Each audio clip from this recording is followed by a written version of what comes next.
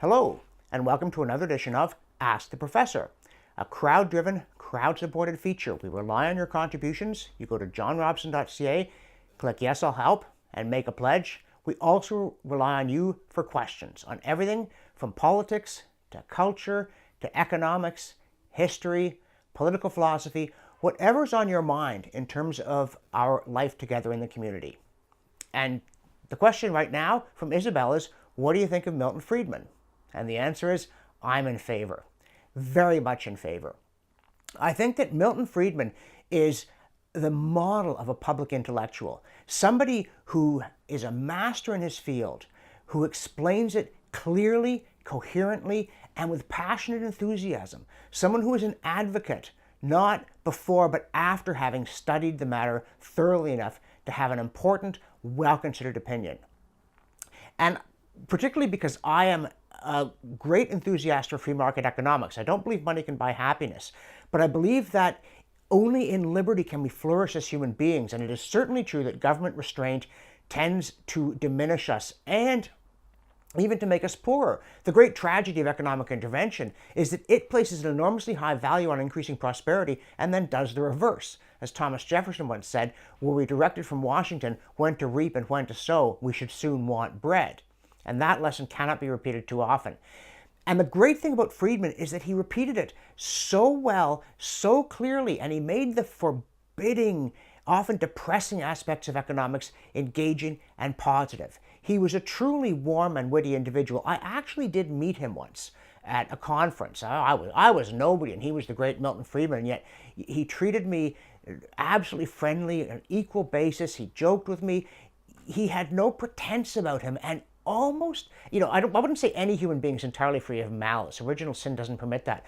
But Milton Friedman is one of the people I've met who seem to me to be most free of any kind of negative emotion. He's still very much in love with his wife. This was toward the end of his life. They'd been together for decades, and they'd grown closer during the time. But the main thing is that Friedman, he got ideas, school vouchers. They're actually an idea that he came up with in the mid-50s. Much of what he taught and emphasized was not original with him. He was simply a great popularizer. But he did have flashes of original insight as well as being a scholar, especially in monetary policy. So you got the complete package there. And as I say, you got it in a way that was so easy to understand without cutting corners on being accurate and reliable. Indeed, I look at Friedman's teaching, which is free to choose video series and book, and say, people could think we need more scholarship to push back the boundaries. Well, maybe everything important has been said. Maybe what we really need is to keep reading Milton Friedman and Henry Hazlitt and others. By the way, one story about free to choose. Throughout the whole thing, he wore an Adam Smith tie. This used to be kind of secret handshake among us free marketeers. And when the series came out, he got a package, this very enthusiastic letter from a woman saying she thought the series was wonderful. It did such a good job, but she said, you poor man, you've only got one tie, so I'm sending you some others.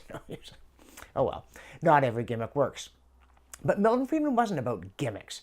He was about deep understanding, passionate advocacy, and clarity in his exposition. And I think for that Milton Friedman is one of the three greatest economists in history.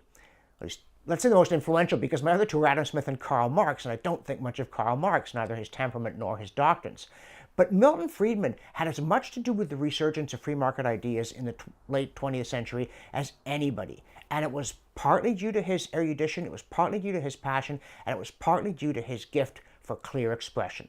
So what do I think of Milton Friedman? Well, he is as beyond my praise as he would be my criticism, but a very enthusiastic 2 thumbs up. Again, if you want to give at least 1 thumbs up to the Ask the Professor feature, please send in your questions. The URL on the screen will tell you how to do that. Go to my website, that's johnrobson.ca, and make a monthly pledge. Every little bit helps so that I can continue to produce this feature. Thanks for watching.